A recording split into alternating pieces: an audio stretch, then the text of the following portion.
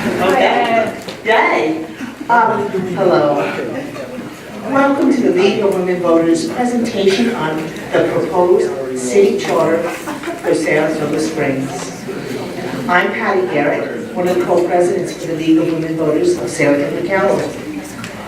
The League of Women Voters is a grassroots organization made up of members who join to make a difference in their community and to lend their voice to issues that matter at local, statewide, and national level. We do not support political candidates or political parties. We do take positions on issues after members study, discuss, and come to a consensus on a position. Consensus is not a vote. Rather, consensus is a mutual agreement of league members arrived at through discussion. During discussion, everyone has an opportunity to express their viewpoints, and the issue is examined from all sides. The League of Women Voters of Saratoga County supports the proposed new charter for Saratoga Springs. We believe that it is important to separate the legislative functions of government from the administrative ones, to have strong centralized administration, to have clear lines of responsibility, to be representative of the entire community, to be effective and cost effective, to be efficient and cost effective. To represent, the League of Women Voters of Saratoga County determined that the current charter doesn't meet those goals. The League of Women Voters of Saratoga County supports the proposed new charter, which creates a council manager form of government because it will provide for a separation of powers. It does this by creating a 7-person city council, including a voting mayor, who will hire a qualified city manager to run all of the city's departments. The League of Women Voters of Saratoga County expects more people from diverse backgrounds will run for office, and elections will be more competitive when council members don't have to run a department. The board of the League of Women Voters of Saratoga County took this position of support for the proposed new charter at its September board meeting, deciding that it met the requirements of the position on the governance of local governments adopted in April of 2017. All membership reached that consensus following a study of local governments that began in May of 2015. We hope you consider joining the League of Women Voters. There's information in the back over there with Helen, and we'll be here to answer any of your questions, so thank you. Tonight, we're here from 3 members of the Charter Commission. Gordon Boyd, who is the founder of the Energy Next Incorporated and a former New York State Assembly staff person. Manita Sangvi, Assistant Professor of Management and Business at Skidmore College. And Barbara Thomas, who is also a co-president of the League of Women Voters of Saratoga County. She is a former health clinic director, and she's very active in her community. So I've asked them to tell me what's in the charter, the process the commission used, and why the Charter Commission made the decisions it made, so that you may have the information to make a decision when you vote on election day. After hearing from the panel, we're going to do 2 things. One, we've allotted time for question and answers, okay? So during that period of time, you can line up here, and Charlotte will be in charge of the microphone, and we ask you to keep your questions to 30 seconds. And we have a timer who will tell you when you're going over your time. And we're going to ask the panelists to please be in sync when they ask their questions and answer it directly. But after that, we have another segment. And that's when we're going to allow you to come up and share your thoughts. Share what you think. Have your voice heard on the proposed charter. We want to hear from you. And that, you get 2 minutes. We know better. So 2 minutes. So first we'll hear from the panelists, then we'll take questions, and then we'll hear from the audience on any thoughts you'd like to share with us. Again, 30-second questions for the Q&A and 2 minutes for your statements. And we'll remind you when you reach your time. And as always, I know I can rely on you to be civil and respectful, so I thank you for that. Oh, Barbara, we didn't discuss who go first. I'm going to go. Okay, there you go. Okay, so do you need your microphone? Yeah, I think I do. How's that? Better, very good. I really don't use it. You know, just hold it. Doesn't seem. It's better. Oh, stupid.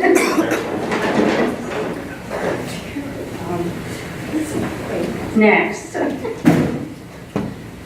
Okay, that's a picture of the Charter Commission that was appointed last June of 2016. We've been meeting, not this past June, but the one before. So we've had a lot of meetings.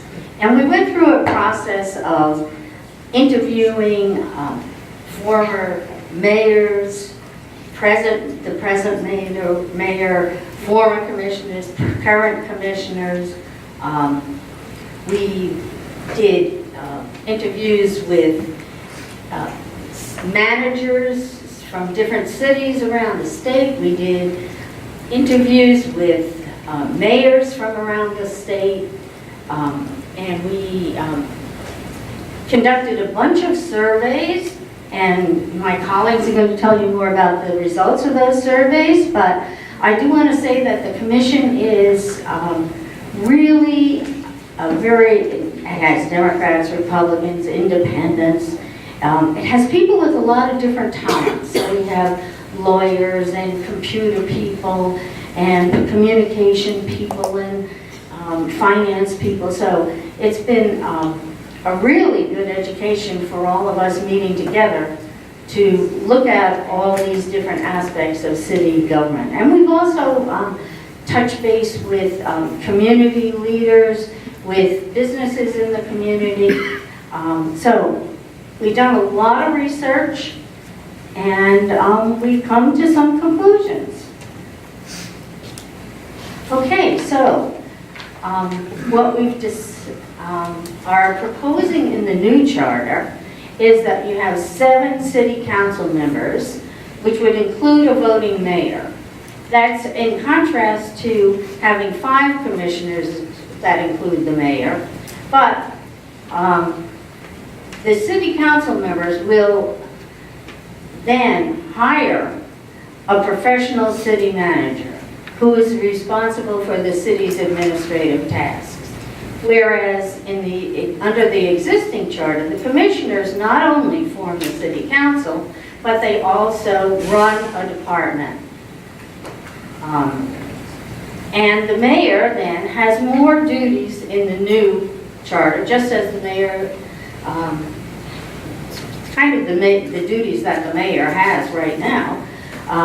But she will preside, or he, preside over the council, chair the finance committee, which is a very important committee of the council, and will head the city government for ceremonial things, but will also have the responsibility of representing the city in intergovernmental relationships. And with the advice and consent of the city council, it's the mayor's job to appoint committees of the city council and appoint the outstanding community boards like the zoning, the planning board, those things. The advantage, of course, is that with a unified administration, with one person in charge, you do get clear lines of responsibility. We did sort of struggle, and it took us a long time to come to a conclusion about whether it would be better to have a city manager or a strong mayor to pull that whole administration together. And the argument that seemed to be compelling to all of us was that we would have a hard time sometimes in a city of 30,000 people finding 2 qualified candidates who were good both at campaigning for office and actually being able to carry out those duties of administering a whole city when we had only 30,000 people to choose from. So we decided that we would have a better chance reaching out across the country, really, to find a city manager who had good professional qualifications, who had experience administering something in a municipality. So that's what we chose. Next. And then one of the big things is the fact that in our current charter there is no separation of powers. But the new charter does give us a separation of powers, because the council members are the legislators. They make the rules, they make the laws, they make the ordinances, they pass the budget. But the city manager is responsible for the administrative duties. Whereas with the existing charter, the commissioners do appoint their deputies, and that's a political appointment. And then they administer one department. So everything is sort of in a silo, and there's no one person or one to pull everything together. And so who's in charge? In the current charter, there really is no one person who is in charge.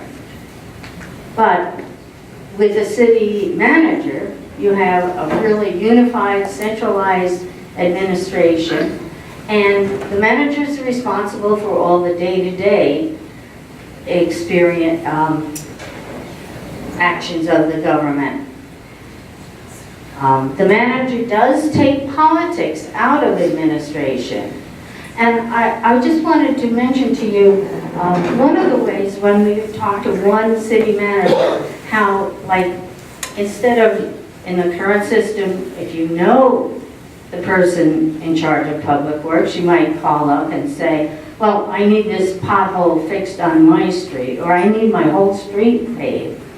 But this manager said, well, we developed a system in our city where we score the streets according to how much repair is needed, according to how many potholes, other things, whether the drainage is proper, things like that.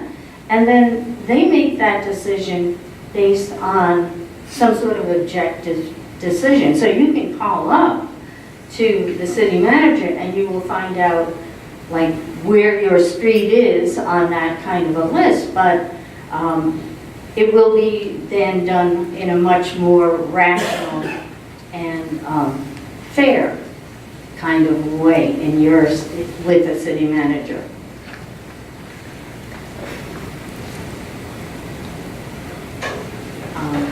Then there is a bunch of people that we have in our current and existing charter that are going to be carried up. The positions will still be filled in the new charter.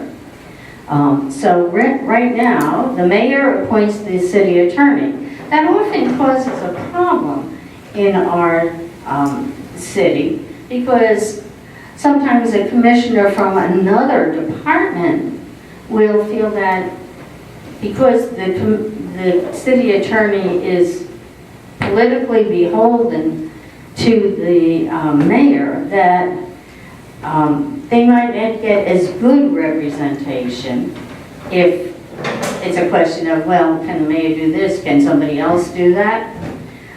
So that is something that sometimes people worry about. In the new charter, the city council would appoint the city attorney from a list of at least 2 candidates nominated by the city manager. So then the city attorney is going to be responsible to the city manager and to the city council as a body, as a group. I do want to point out that there is no specification about whether that's a full-time position or a part-time position. They are just positions. Same thing is true of the mayor. We did not specify how many hours the mayor should work, whether the mayor could have outside employment. And there were a couple of other positions, the city clerk and the assessor, that are not currently appointed by the Commissioner of Accounts, but they would be appointed by the city manager under the new thing. We also get 2 supervisors, and they have 4-year staggered terms if we are able to change the state law. I'm out of time, so. That's okay, Barb, I can carry it forward. What? I can take it forward. Okay. It's okay. All right, Barb was going to talk about the fiscal matters, and I will carry that on. So the 2001 charter greatly strengthened the city's fiscal practices. It added requirements that the budget had to be balanced at all times, and it spelled out the process of adopting the capital and operating budgets. The new charter retains all of those requirements, and this is something that we discussed quite a bit in our meetings, that the finance part of the charter, the current charter, is excellent.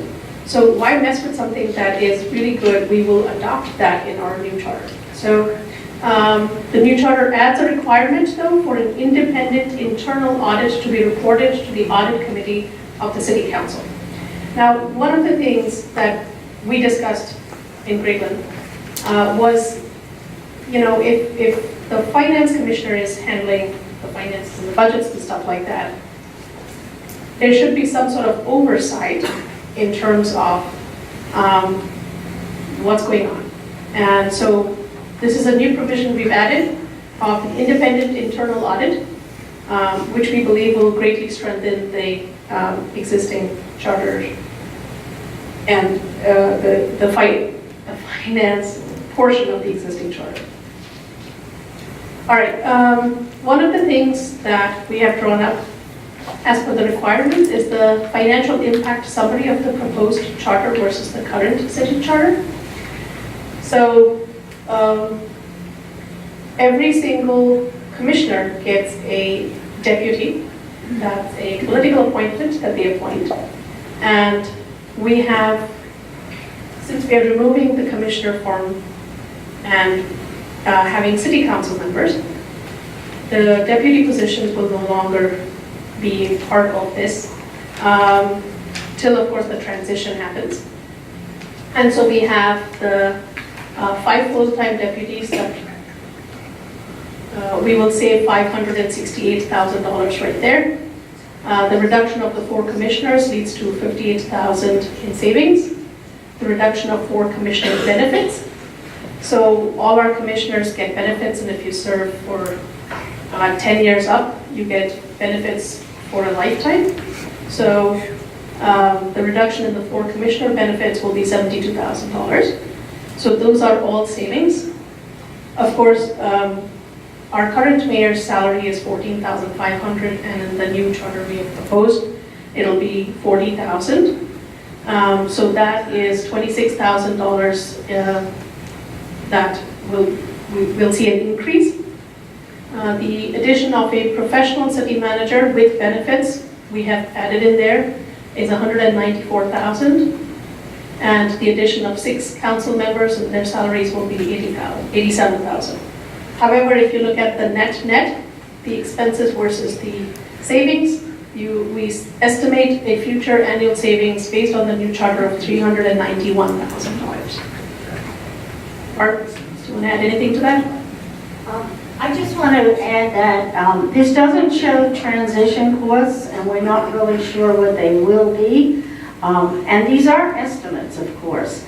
So just with those caveats, I think we need to move on, Anita. I got it. So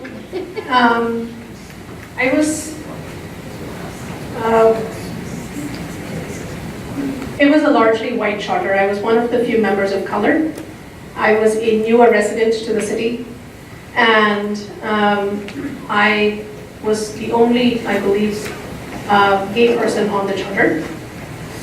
And so there were things that I was thinking of, apart from separation of powers, apart from, where can we save and what should we do and financials and all of that, was thinking of representation.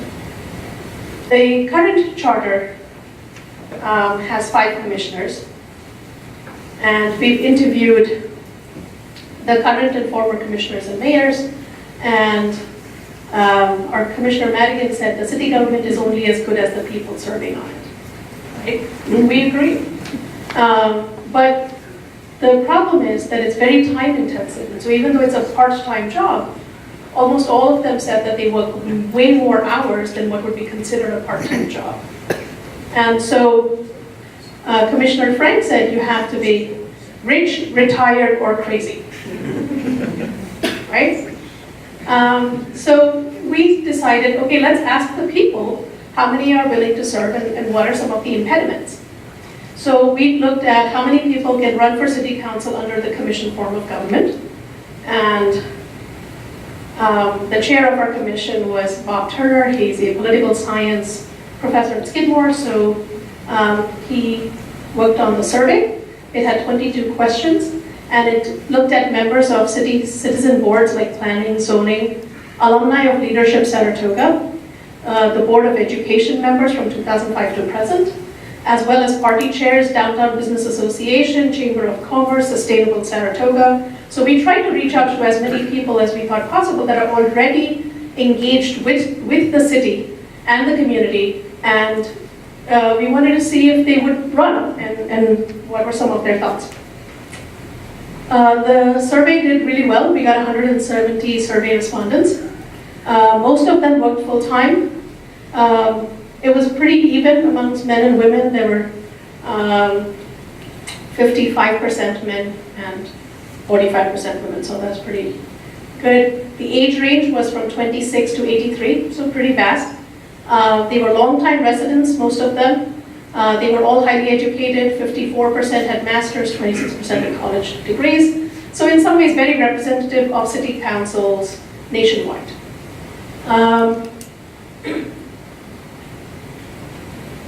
So why do candidates run? Most of them have a desire to represent the community, right? Most of them want to do something helpful. They want to give back. They want to represent the community. But the 3 main reasons why candidates don't run is, that was not me. We dropped the mic.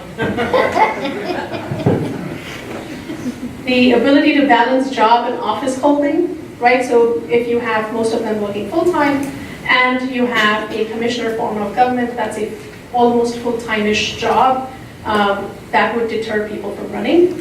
The support of family, obviously it's a public position, support of family is important, and public scrutiny. So in terms of the results, what we found was that 30% said that they would run or that they had the skills, education, and experience to run for commission, versus 82% said that they had the skills, education, and experience to run for city council. Right? When it's just legislative and not administrative duties, more people say, yes, I believe I can do that. Also, in terms of the time necessary to run for the position, only 32% said that they had the time right now to be able to run. And if you see our previous chart, about 66% of the people had full-time jobs, which means mostly retired people were willing to run for office at this point. Versus 97% of them said, listen, if it's a city council form of government, I will run. When we asked them in terms of, which departments they would like to run for, right? I have skills and education experience to serve as the finance commissioner, the public works commissioner, public safety, accounts, and mayor. You see mayor often is doing the best, but this green line that you see, that's city council. And you can see all across, the city council is doing far better than any other position. And these positions are like 52-49 the city council, 149 people said, yes, I can do this, right? So that really shows us, and of course, when you get down to it, this is an interesting thing. How likely are you actually to run for this? Only 4 people said that they would run for finance, and 3 people said that they would run for public safety, right? So you can see how low the numbers are, and we know that now because of the fact that we have 3 positions running unopposed. In terms of gender, you can see all across the board, more men are willing to run than women, and I think this is a significant piece of the puzzle, is that when you open it up to city council, men and women are almost neck to neck. See right there, 85%, 78%.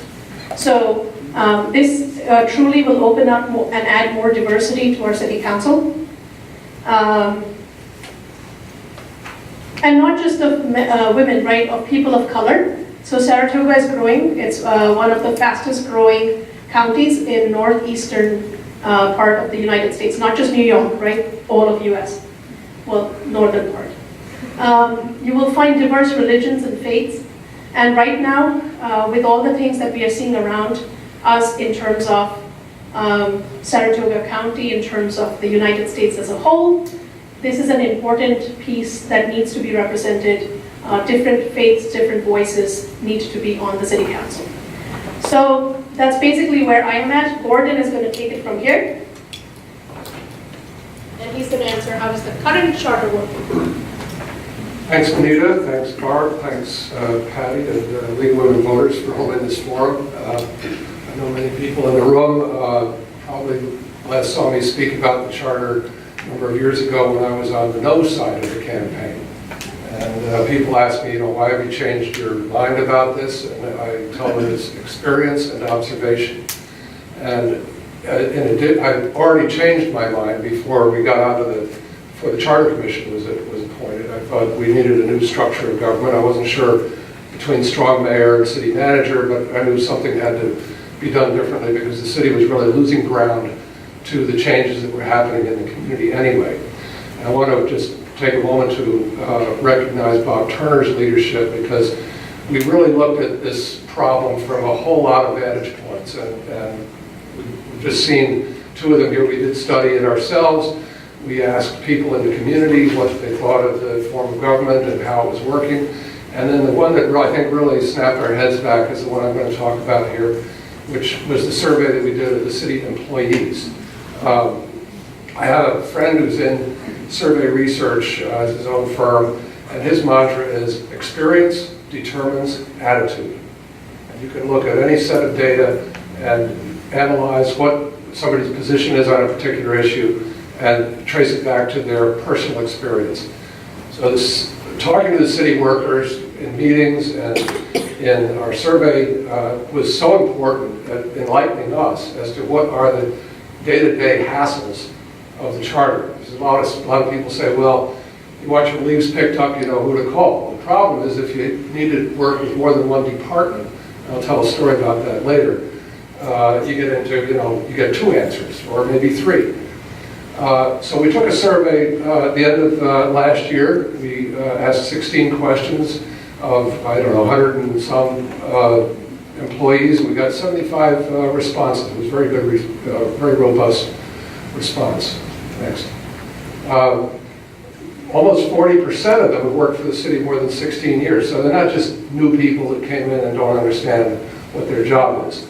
Half of them have worked with other departments than the one they work in on an everyday basis. So you can see that there is a interaction between the departments at the 2nd, 3rd, and 4th level between departments. And so efficiencies at that level would really pay some dividends. We asked them about whether political conflict between commissioners affects their ability to do their job. 40% said a lot or a great deal, and 18% more said yes, somewhat. So 58% thought that politics gets in the way of them doing their job. Deputy commissioners, everybody knows their deputy commissioner. The commissioners certainly do. But it was found that To a large extent, the workers felt that the deputy commissioners were not helping them solve problems at work.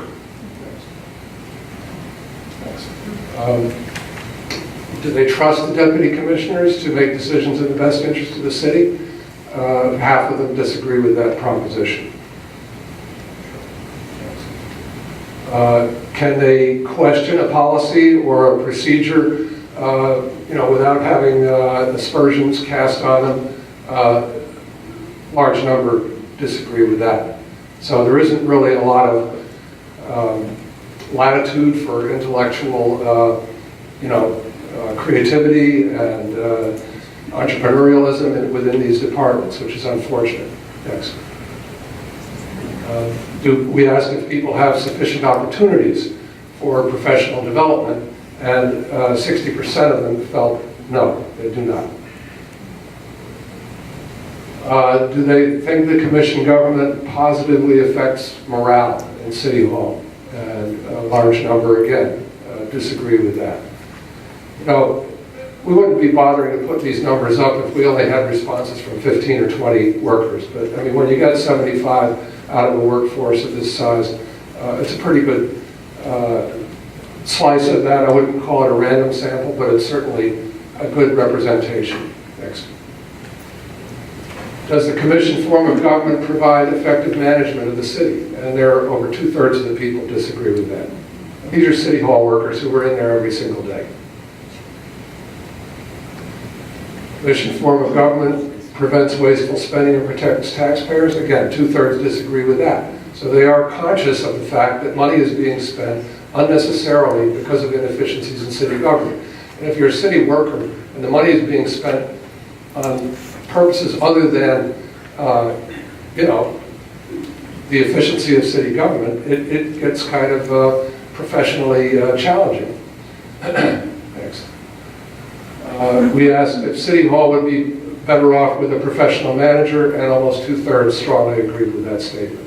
So, again, I was surprised at how strongly these numbers came out. Next. Because when you come down to it, I mean, all of us in here, I don't know how many City Hall workers are here, but I think all of us are taxpayers in the city, and we avail ourselves of the services. And when the departments are not cooperating, when there's inefficiencies or conflict between the various silos that Barb referred to, the citizens are going to get the short end of the stick. This conflict and confusion costs the taxpayer, it costs applicants who are just trying to do a normal course of business with the city. And, again, that's mantra about when you want something done, you know who to call. It's just not true. If it's only one thing, if you're getting mugged on Caroline Street, you know to call the police. Okay, I'll concede that. But if it involves more than one department, maybe not. And in my own personal case, once I'd already decided to back a change in this, but in my volunteer life, I'm on a vestry and the building committee of Bethesda Episcopal Church. And we're endeavoring to build an annex to the church on Washington Street. We had to go through the planning board to get approval for that. And one of the conditions of our approval was that we would have to share in the cost of installing storm sewer under Washington Street with two other entities developing over there, the Rip Van Dam and the Adelphi Hotel. And so it wasn't like a deal breaker amount of money. We agreed that we would share in that cost, might be $75,000, $100,000, something like that. So we agreed to that, and then I turned around and I went to Assemblywoman Werner, and I asked if she could find some state money that the city could apply for that would offset the cost to these three developments. And several months later, she reported to me that she had identified some money and the city would have to apply to the dormitory authority. And so I asked the mayor to convene a meeting of the various entities in City Hall that would have to get involved in that. So we had a meeting with the three property owners, including myself, Van Dam, the Adelphi, a couple of staff from Assemblywoman Werner's office, the mayor, the city planner, and the city engineer works in public works, which is in a different silo from the mayor. And It was explained that the application would have to be filled out probably by the engineer's office, could involve some technical information about the storm sewers. Would have to be sent up to the dormitory authority, and the amount of money that we could get would be about $125,000, which would offset maybe a $200,000 or $300,000 expense, but it would save us at the church at least $40,000 or $50,000. So the city engineer heard all this, and then he said, well, this isn't going to happen. And I said, why? And so did everybody else. And he said, well, it's not enough money to make it worth my while to fill out the application. And there was nothing that the mayor of the city could do to direct the city engineer to perform that function. It then took us about 7 or 8 months to get a meeting with the Department of Public Works to discuss this and develop a different protocol for working around the problems that the engineer had with this. But that is, to me, that really crystallized the problem of this form of government. Because it wasn't just that it happened to me, it happened to one of the oldest nonprofits in the city, founded in 1830, and trying to do something for the community as well as for itself, and doing so in a very cooperative manner with the planning board and all the other requirements, and then not getting the cooperation at the end of the day that would just make things go a little bit easier. So that sort of put the icing on the cake for me. I shared that story with you, and a lot of witnesses, so feel free to talk about it. And I think that's about the end of our, yeah, that's it. Thank you.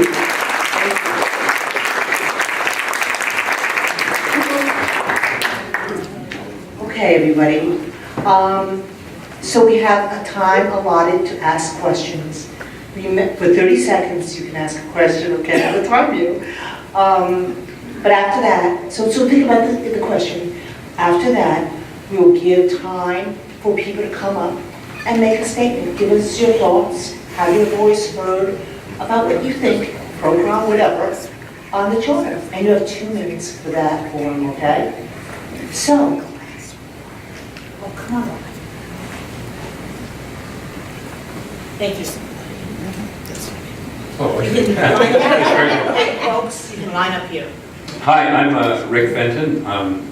I'm with an organization called It's Time Saratoga, and we strongly support the charter. We really are happy about the work that the Charter Commission has done, and I and others will be outside later. We want to sign up anybody that's willing to volunteer to help this get done. I'm a buff of the history of this thing for one reason or another. One thing I discovered in my research was that a lot of the problems with the commission form of government were discovered over 100 years ago. And one of them was that nobody runs for office. I did a little research locally and found out that, okay, I think I have to set it up though. Yes. That only 7 women have ever served in any capacity in 100 years in the Saratoga government. No public works, no public safety, no accounts, only 1 in public works. And I found that very striking, and I wondered if you in your deliberations found that it would be possible to change anything with the commission form of government without changing the form of government that could possibly address that problem.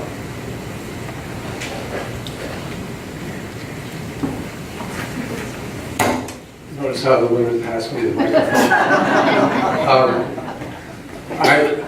I think the most daunting issue about running for these offices as presently structured is the administrative burden. Almost every former commissioner who came in talked about putting in 40 and 50-hour weeks. Not just that it wasn't just a matter of the money, but it's just a matter of 24/7 stress and a lot of incoming. So I think a lot of people feel that whatever their gender may be, that they just don't feel like they want to be out in a snowy night at 2 o'clock in the morning running trucks, or they don't want to be concerned with where the fire hydrants are located and how many police patrols are out there. So I think that is a barrier to gender equity on the city council for sure. It's a barrier to a lot of people running for office, especially if you have a business or a full-time job that requires you to be around somewhere else during the day. All right, now get the women perspective. So one of the first things that would deter somebody from running for commission form of government is the amount of time it takes to run the administrative and the legislative. And as a mom of an almost 3-year-old, I just don't have the time, right? I have to be at work, and I'm at work. I have to be at home, I'm cooking, I'm taking care of him, and there just is not enough time for another full-time job. And that would be a big deterrent. However, I'm on the library board, and that's easy to do. It's something that I can do as a part of serving the community because it doesn't take up a full-time job time. So I think time is a big piece of it. I just want to add that often women do not find that they have a great deal of credibility when they're trying to think of running something like Public Works or the Public Safety Department in particular, because first of all, most women don't have experience in those fields because they were closed to women for so long. So I think there is that gender discrimination that also is at work. Yeah, absolutely. My name is John Wainwright. I've been a city resident for over 20 years. And I have what may seem like a mundane couple of questions, but I think it would go towards better understanding the commission and then therefore better understanding the results of the commission.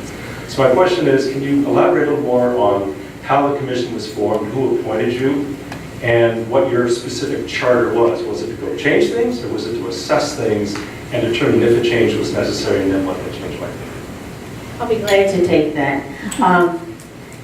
Our charge was to review the charter and to see what we thought about it. And that's why we took a long time looking at and listening to all the different people that we did interview, doing some of these surveys.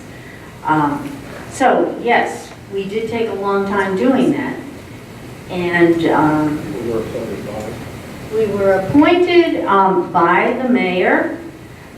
She did ask the city council members each to at least suggest people for the council.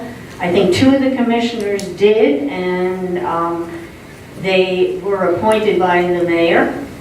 Oh wait, I'm getting 4? Yeah, it was 4. Oh, okay.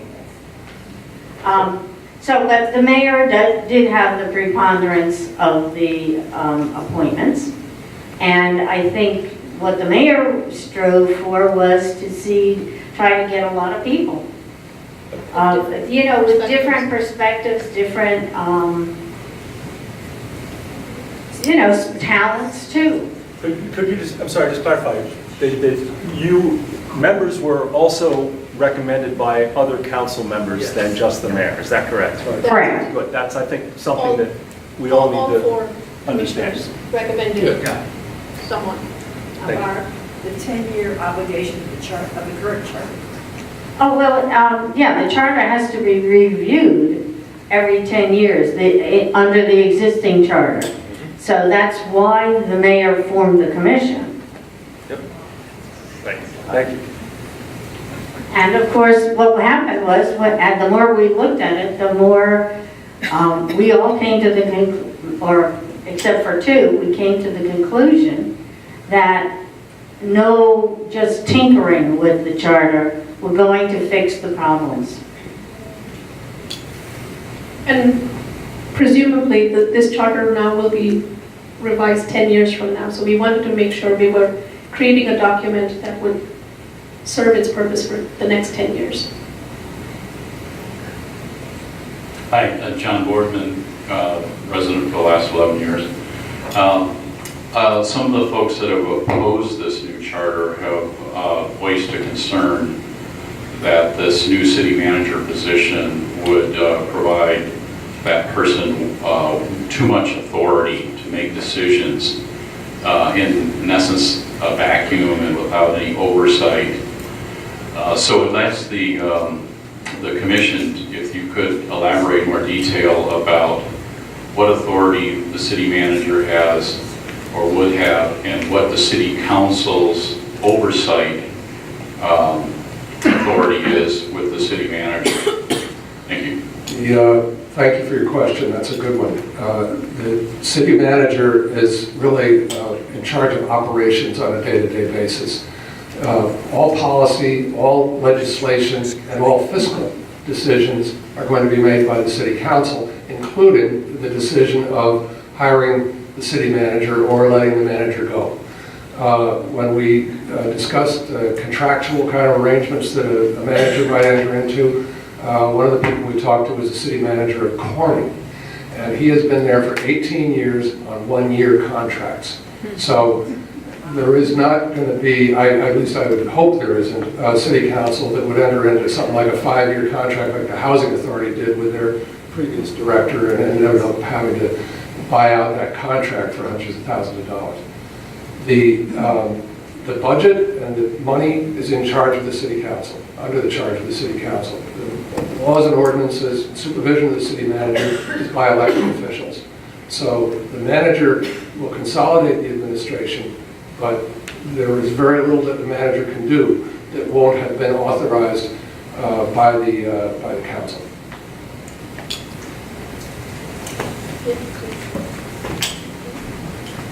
James Dennis Holte, I'm a resident for 4 years. My concern is that the commission with the at-large members or going to the new charter, council persons, doesn't give any really representation to different neighborhoods or individuals. And to me it's a problem because if you have 6 at-large and a mayor at-large, mayor's always going to be at-large, is that the majority in the town will always be voting in the same people or the kind of persons. As where a representative form of government, you would want it to be more responsive to your needs in your neighborhood. So typically, most towns have like 4 wards, northeast, northwest, southeast, southwest, 2 at-large, just staggered. You have another at-large come up, and you have a district come up. And at least this way, there's a chance for a neighborhood to get representation and not get washed out by the rest of the town. And if you're talking about representative form of government, to me, that's a major flaw with what you guys came up with. And I'm not too sure I'm going to have to wait 10 years for that modification.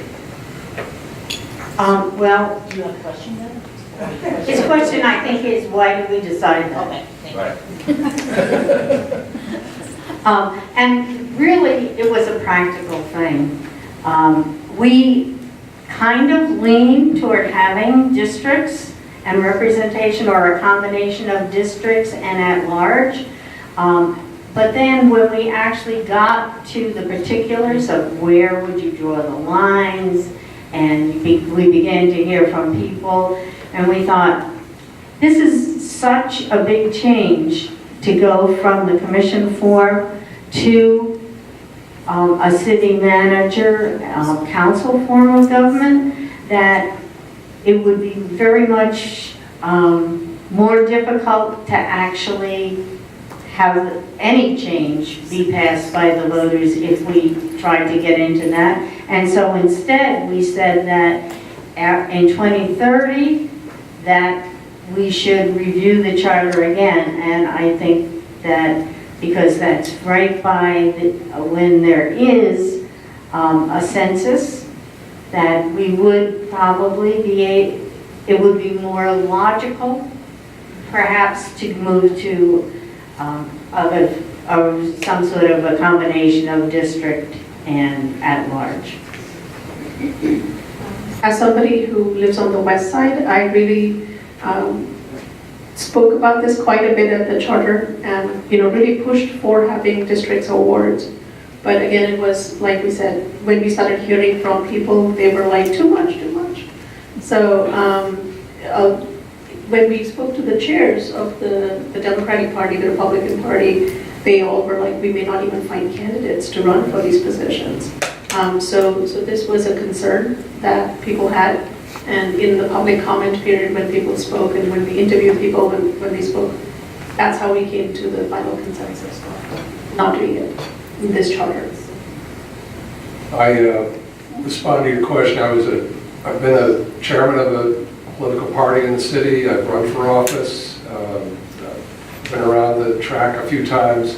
The three main priorities that I had in this document were separation of powers, fiscal responsibility, accountability, and citizen participation. I was about 55-45 between at-large and districts, just in my own mind. It wasn't like a slam dunk in either direction, and I went from one side to the other during the course of our discussions. I think, for one thing, this is a big change for the city, and I think the city could only take so much change without, saying, well, this is too much. Districts as well as a manager, And the other thing is that the way that political parties, I would hope, put together slates of candidates in the future, they're going to have to put at least 3 people running for the same office along the same lines each 2-year cycle, once you get into the staggered format. The very first election, all 7 people will be running. The ones that come in 4th, 5th, and 6th of the council seats will get a 2-year term. The people that come in 1st, 2nd, and 3rd will get a 4-year term. And then after that, everybody gets 4 years. But the way the parties have to put their slates together, they would be smart if they distributed the locale of their candidates geographically within the city. Right now, you have 5 people. They all come from almost, like a 3-wood distance from each other for the golfers. So there's a lot of... I'd like to respond, though. Yeah, sure. The only problem is you're looking from the top down, from the Democratic chairs and finding people. And I'm looking as a citizen in my neighborhood up. Nobody really said, what do you think, to me anyway, but, and I'm saying it now to the commission before the vote. And right now, as flawed as the system is, if somebody's the head of public works, I can call public works. If I have a problem and I call somebody and I say, well, I'm not really in your neighborhood, or talk to the other guys, it's like there's nobody who's really responsible to me. But if the guy in my neighborhood blows me off, I'm going to remember that. And I'm going to be telling my neighbors that, and they'll be, That's the essence of the argument for districts. We fiddled around with an idea of having a combination of districts and at-large, and it just got very cumbersome, as Barb said. Where do you draw the lines? Who's going to draw the lines? And then will you find people of capability and willingness to run in all of those districts? So that was, again, it wasn't automatic. We gave it. We went back and forth on it for quite a number of weeks, and I think it ended up, for me at least, it was like a 55%, at least for now, at large, and then maybe after this adjustment period, go down to districts. Hey, I'm sorry, can I just add one little thing? So my name's Bob Turner, I'm the chair of the department, of the commission. One of the super important things that we want to see is competitive elections. If people are competing for your vote, they're going to pay attention to you. And what is going to happen in this system? You are going to have competitive races, and the people who are going to get elected are going to be the people who are like Senator Pothole, right? So if you call me, and I don't care where you are, I'm going to come and I'm going to make sure that your issue is addressed. The ones who do that are going to get reelected. The ones who don't. Right now, when you have 3 people not running unopposed, and 2 being there, they don't have that. There's no competitive pressure to go out and do that. And so I think that is kind of the half a loaf where we came to. Having competitive elections deals with a lot of the problems of wards we've got. But you have a town with 30,000 voting, and you might have an interest that only affects 5,000 people, and they're just going to get run over by the 25,000 other votes. And this is such a good discussion. It really is. I see the line, and I just, please, don't think I'm trying to push you off. It's okay. Don't forget, we have got time at the end for statements, 2 minutes. I just see the line and I'm like, I need to get these guys questions out, and then let's go to the other segment and have these kinds of discussions, because I'm learning a lot, and so I think they're really helpful, okay? Just a quick thing, there's a hand in the back, I wasn't sure what the... There are handouts in the back. Yeah. Yeah. Somebody had their hand up, but they should go stand in line. Stand in line unless they're handicapped. Make sure. Good. Okay. Hi, I'm Jay Robout. I've lived in the city for 32 years. I have another council question. Gordon very eloquently explained how the first election is going to work. And since we have at-large councilors, after that first election, it goes to a system where we vote for 3 councilors each election. Councilor A, Councilor B, Councilor C. Right. So since this is all at large anyway, why not take first the top 3 vote getters? Because you have a danger of Councilor C winning a race with fewer votes than the loser of Councilor A race. This question brings back some very memorable discussions that we had around the table. Because, and again, it comes from some of my experiences in electoral politics, but I think I convinced everybody after, again, took kind of both sides along the way, that the 3 against 3 system would degenerate into a bullet voting festival, where a group of people backing one of the 3 candidates on one of the party's slates would say, look, you know, we have really endorsed the other 2, but we want you just to vote for Fred, because that'll make it easier for him to get in the top 3, because there's 1 or 2 on the other slate that might win. Okay, so that I'm not fully following what you're saying, Gordon. When you have, let's say, top 3, okay, so you have, in a given 2-year cycle, you have 3 council people on one party line, 3 on another party line.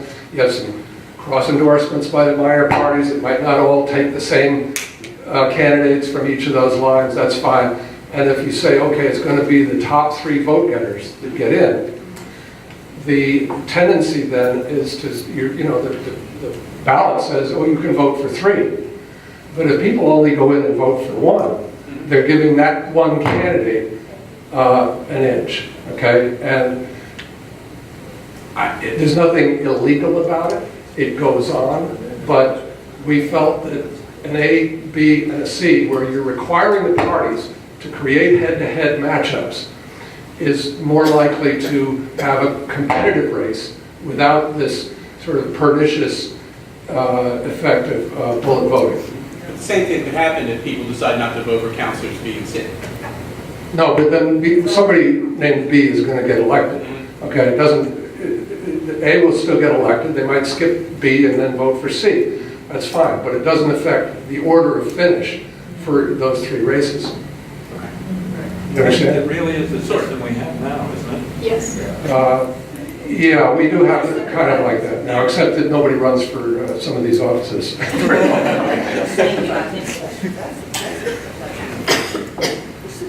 Sorry.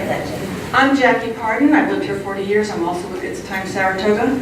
I'd like to ask the Commission what they found out about the state of the level of technology in City Hall. And if you could confirm the story that I just heard, that payroll is still being done on paper, and it's only just now that the finance department is getting going electronic paychecks, and also the ability of then the employees to do a direct deposit and that kind of thing.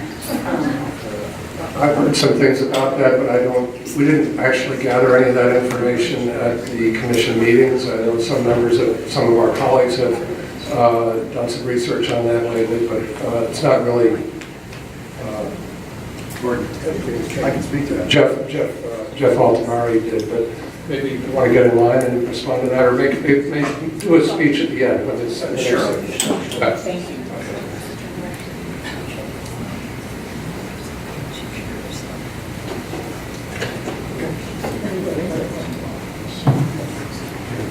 Hi, I'm Mark Fiddle. I've been here 4 years, so I'm a new kid. I have 2 quick questions about how it works now. One has to do with independent audits. How are independent audits done presently compared to what is being proposed? And then secondly, when it comes to political or non-political management, what are the factors that you found that contribute to the commissioners not being able to manage non-politically? I want to take that first part, but now I forgot what it was. Oh, the internal audits. First of all, there's a difference between an independent audit and an internal audit. And what we've added to the current thing is an internal audit that is conducted by an outside party. The internal audits that have been conducted by the finance department of the finance department don't really meet that independence thing. So if you know that your colleague is coming to audit you on this day on a certain procedure or the way you do things, it's very different than when somebody shows up unexpectedly and observes the way things are operating. So that's why we've added that internal audit function. That would be responsible to the city council rather than to a department or to the city manager. So we don't bring in independent auditors now?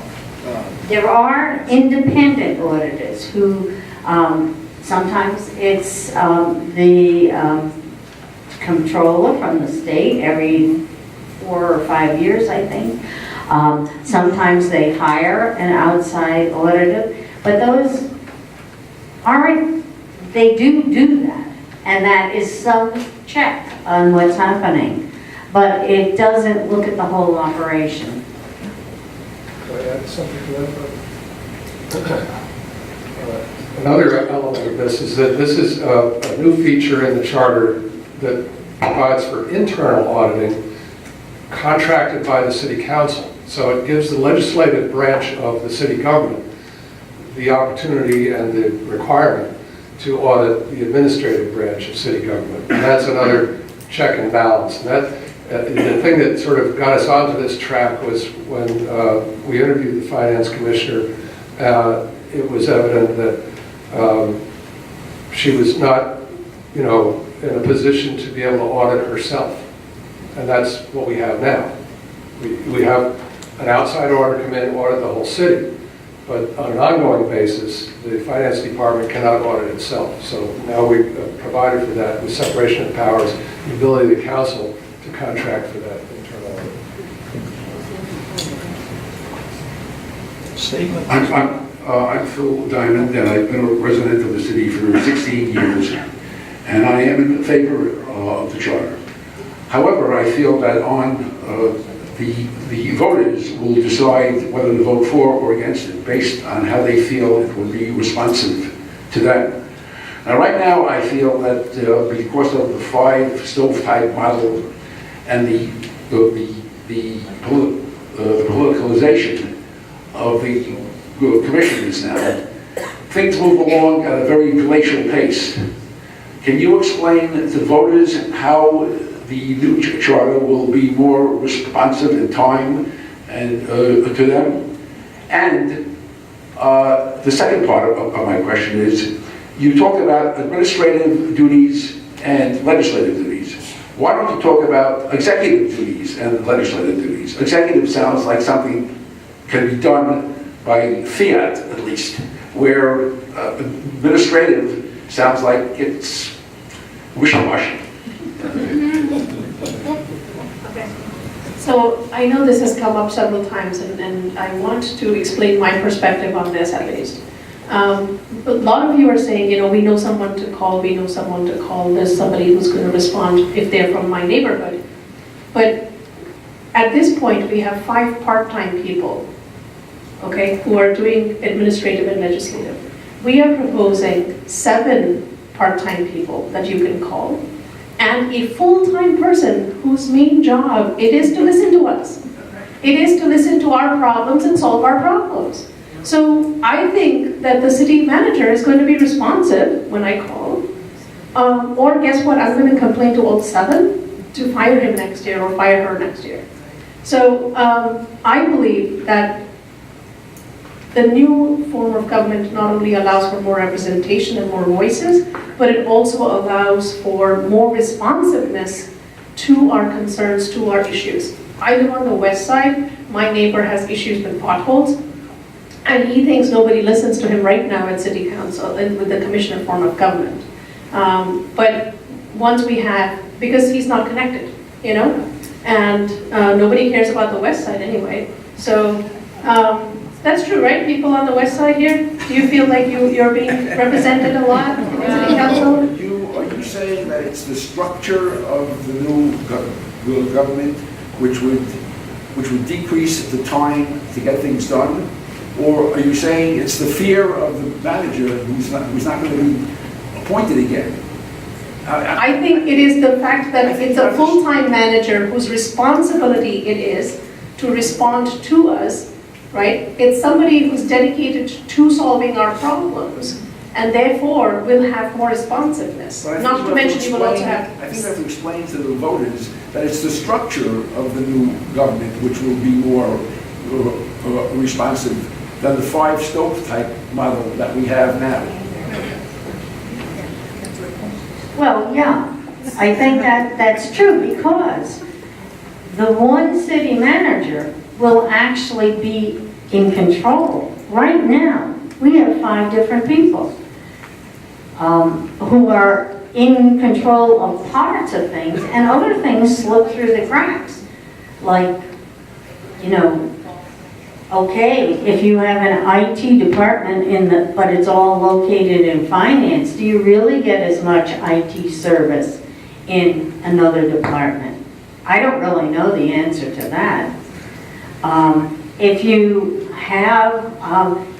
are not well connected, you know, we found out that when we looked at where the commissioners and the mayors over the years came from, almost all of them come from the Near East Side. They come from a very small area of the city. And everybody else, you know, is probably less well served. And also, I just want to add that not everybody, and I know I can look in this room and see that there's a lot of people who come to a lot of stuff and who are probably personally acquainted with the different commissioners. But most people in this city are not. Most people don't even realize that the mayor isn't in control of the city, that there isn't one person to actually make sure that something gets done. Okay, well, that's what you have to explain. That's I understand the challenge there, Phil, and that it takes more than an elevator ride to explain the deficiencies of the current form of government. But you remember when you and I were appointed to the City Center Authority in 2001, or at least I went on in 2001, you came on maybe a year or so later. Number one priority was building a parking deck on the city-owned property near the city center. This is like 16 years ago. And having sheltered access to the exhibit hall, which is the one deficiency that the city center has always had since it was sited. And every other convention facility in the state has sheltered access from parking to exhibit halls, so the exhibitors don't get their exhibits wet on their way over the snowbanks. But it is important. It depends, you know, you pay $1,000 to exhibit for a couple of days, and all that time, and if something gets wrecked on your way into the hall, it's a washout. The point is that it's been 16 years and it's still not there, and neither is the emergency facility on the Outer East Side. And these have been subject to one department saying, I've got an idea, I know how to solve this. They come up with a proposal, and then they can't get the votes together among the rest of their colleagues. With a manager form, you're going to have a qualified professional figure out what's the best way to address that problem and bring the stakeholders together and come up with a proposal, send it over to the council and get it voted on. I just think we can't say that this process over here now is so fast that we can't keep up with it. That's exactly how you have to explain it. And the other part of my question, why do you call it administrative duties rather than executive? Because people think of separating... You know, for everybody like you that wants it to be an executive job, there are a couple others that want it to be downgraded a little bit. Don't make it sound so powerful. We want the mayor to really be in the lead. So I think there's going to be a balancing that goes on once it takes effect.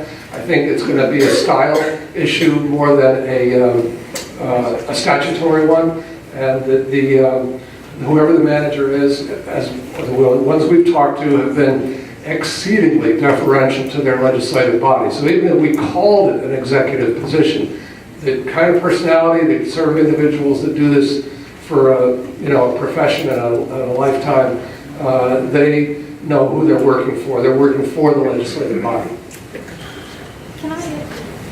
I just wanted to add one thing about the city manager and working for the legislative body, is that the city managers tend to be absolutely nonpartisan. That's part of their training, part of their, if they're CMA certified, and they have to be, because the makeup of the city council can change, and they want to keep in that position. So they try to act as fairly and as non-partisanly as they can, and so they're more responsive to the citizen who calls up, and all of them seem to be really take calls all the time. Better get in there. Hi, I'm Brian McKenzie. I'm a returning resident. I was born here, fourth generation. I also need to apologize. I'm not very fluent or knowledgeable on municipal government. I'm an engineer. I'm very object-oriented. And with that being said, my question is, and thank you for providing this data sheet. I think I know the answer here, but do we have a model city that we're trying to follow or model ourselves after? I see from the data here that for cities similar to our size, 25,000, that the council/manager form of government is a 40-to-1 ratio to the commission form of government. So that tells me 40-to-1 says something to me. Is there any other, like I said, any other communities or cities that we're looking at as models that we would like to? Not specifically models per se, but we did speak to a lot of mayors and a lot of managers from various cities. We spoke to the mayor of Ithaca because they, like us, are a small city with a college, with a tourist population coming in and stuff like that. We spoke to a bunch of other places, Canandaigua, Batavia, I think, was probably the closest to Saratoga in terms of the kind of document that we ended up with. Corning is evolved a little differently. City managers are they're a little bit like snowflakes in terms of what their statutory role is. And the councils, some of them are, as we found out, have large seats, have districts, have combinations. So the legislative body is a different, coloration, different flavor. Managers' jobs are a little bit different, but I think we picked some of the best features we found in all the places that we spoke to, and then responding to what we consider to be the sort of the 911 of the present system, why we're changing it, came up with some solutions for that. And we took large parts of the existing charter. As Barb said, the finance section came out almost intact. We just changed it from the finance commissioner to the city manager in terms of presenting the budget and getting response from the council. And then we took this whole long section that comes near the end, that has to do with the inside and outside tax districts. Saratoga Springs originally was a village.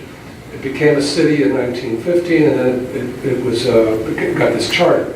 But the outside district used to be the town of Saratoga Springs. And because it was once a town, the roads out there have a certain status with the state highway department. And that has to do both with the maintenance of them and with any liability that might result from a city or from a state vehicle hitting a motorist. By retaining that section, it retains our right to have the state plow Route 9 all the way to exit 13 or to Caterhurst Creek, 29 all the way out across the Northway. So all the areas outside of the old village that are state highways are still the state's responsibility. If we somehow blurred that line, the city would have had to take on that responsibility. So that section came in, we didn't change a comma or a semicolon in that. Thank you. Thank you. All right, thank you all for your excellent questions. I know I learned a lot, and thank you for your great answers. Now we're moving into a set time. Well, we've got some time.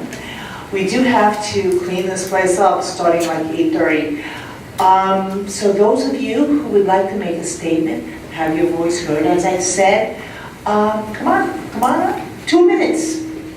Okay, you first. Hello, everyone. My name is Barbara Tripolek, and I'm a resident of this city for over 20 years.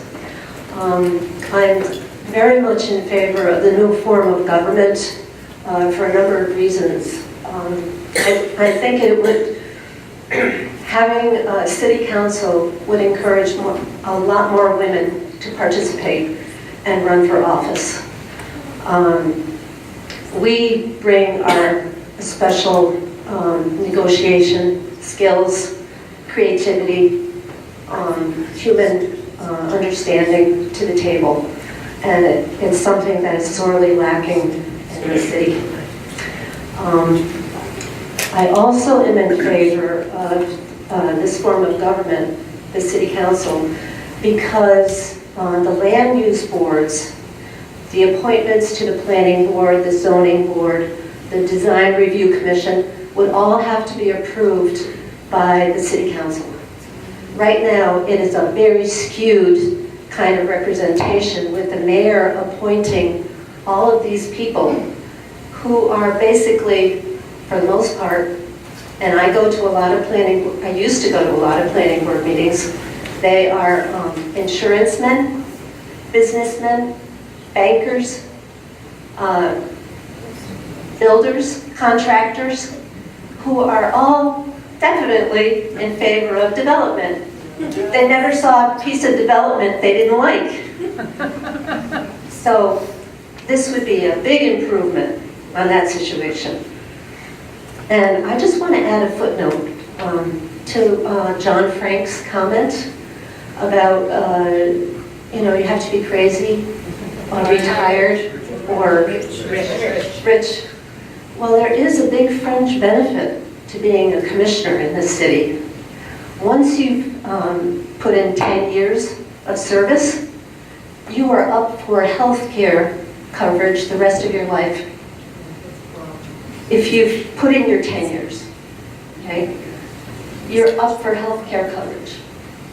You pay your premium, but the city is kicking in a good amount of money. So, thank you. Hi.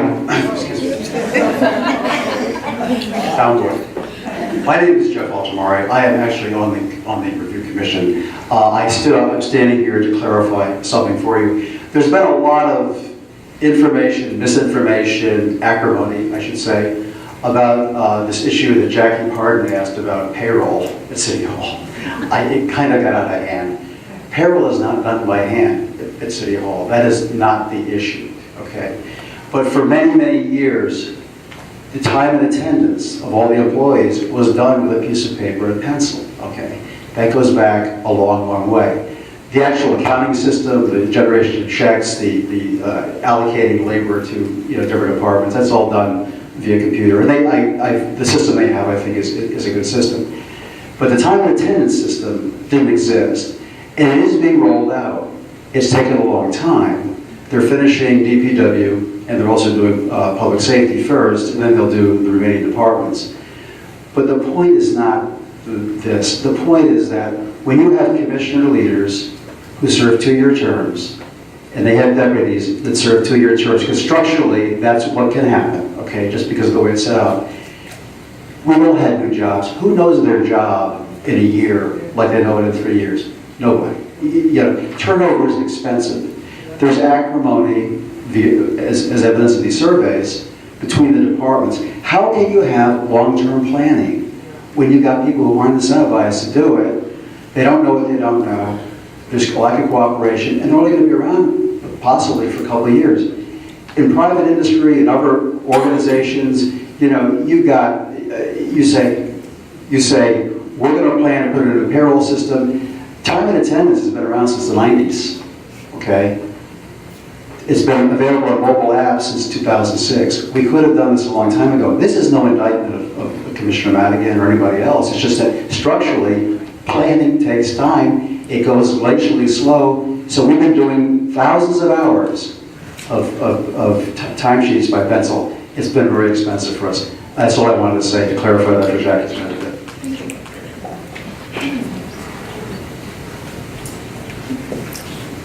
Hi, my name is Patty Morrison. I'm new to the area. And when I came into town, I too had a situation like Gordon where I had to deal with the city council. The city on a topic. And I found it very perplexing. And immediately my gut reaction was like, this just doesn't work. So I did some research, and I am definitely for the change after doing my research.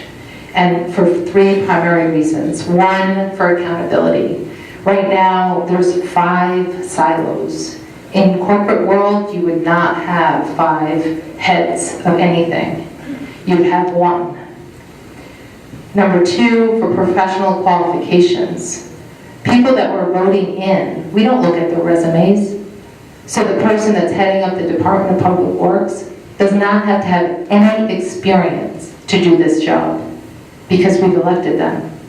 That alone is a reason for me to change this form of government. And number 3, the efficiencies. I'm blown away by the lack of efficiencies. Do you know, everybody call the Department of Public Works tomorrow and ask them when they're going to be by your house to pick up the debris that you leave out when you clean out your garden. There is no schedule. How do you not have a schedule? So for those 3 reasons, and I would like to comment on the planning board, thank you, the planning board comment that the lady prior to me mentioned. We are being run in this town by the builders. And there is, I found out last night, there is no survey that's been done, there's no research that's been done. All this building is just going to keep going on until we do something to make a change. And I think this will move us in the right direction. Thank you.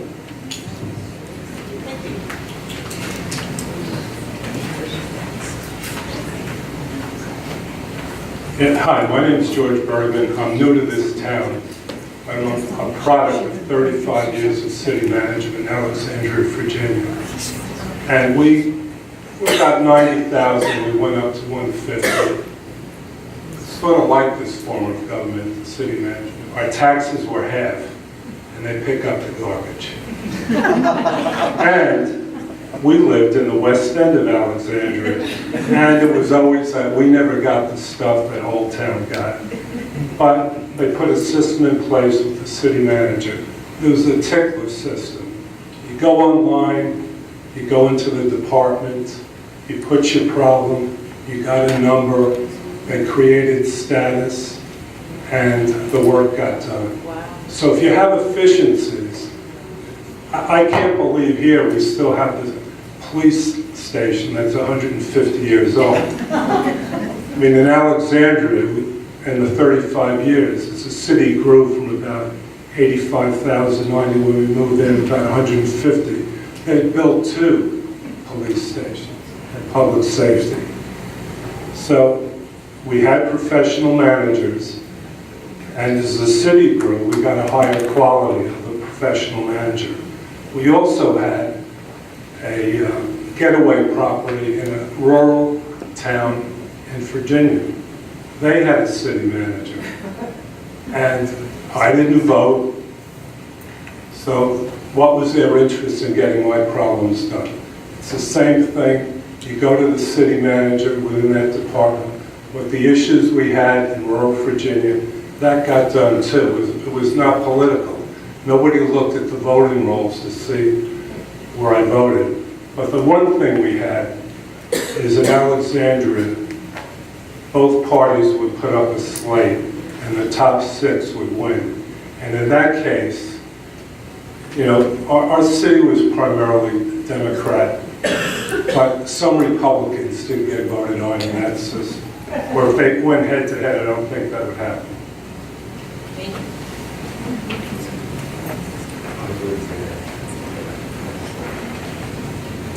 Having followed this Charter Commission since the 2006 Commission, one of the things I found from many important aspects of it is that the Commission's independence when they do their work is very important, and is part of the process to keep themselves independent from the current government and any influence on it.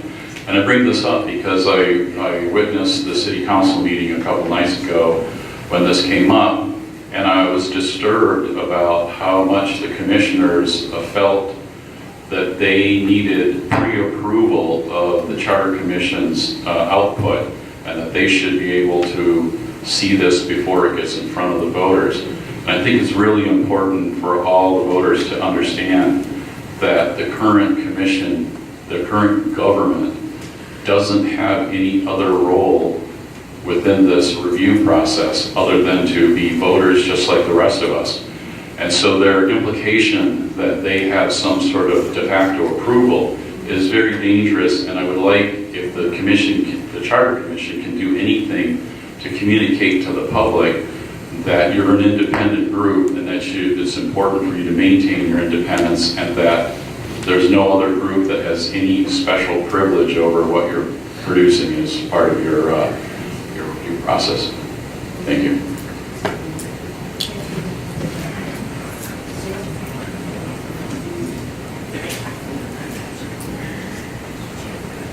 Hi, thanks.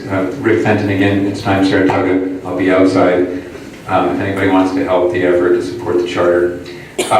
This has been going on since the beginning of the city. I mean, the 20s, the 30s, there have been 6 or 7 or 8 different charter commissions. Every single one has decided that we need to change our form of government one way or the other. Even the 2001 one, which didn't change it, wrote to the State Department that they believed that they were setting the groundwork for a change in the form of government. This is something that has to happen. History is interesting. If you look at it, you find out that the council manager form of government was actually created specifically to address the structural problems in the commission form. The first council manager charter was written in 1910, and when you look at the chart, it shows that commission cities peaked at about 500. This is cities above 2,500 in population around World War I, and it's been a steady decline ever since. Council manager started in 1910. Apples to apples, cities among 2,500 population and more, there are over 3,500 of them. Pardon me? 5,000. No, actually, yes, I will. The fact is, among cities of 2,500 population, it's going from 500 to 139, and from 0 to 3,500. Among cities 25,000 and above, the ICMA says there are only 28 commission cities. Deep research, there's only 2. We can't be the last city in the country to get the message. I just want to point out with regard to city managers, if you want to know how responsive city managers are, don't do what the opposition group does and make it up, because what they're telling people is way wrong. It has nothing to do with the truth. The best way to know is to talk to a manager. You'll be very impressed. There's going to be, the Charter Review Commission is having meetings in this room, October 2nd and October 18th.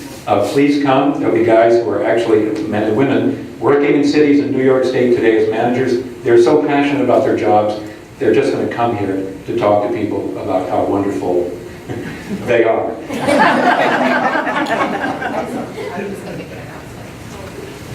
I forgot to say this before.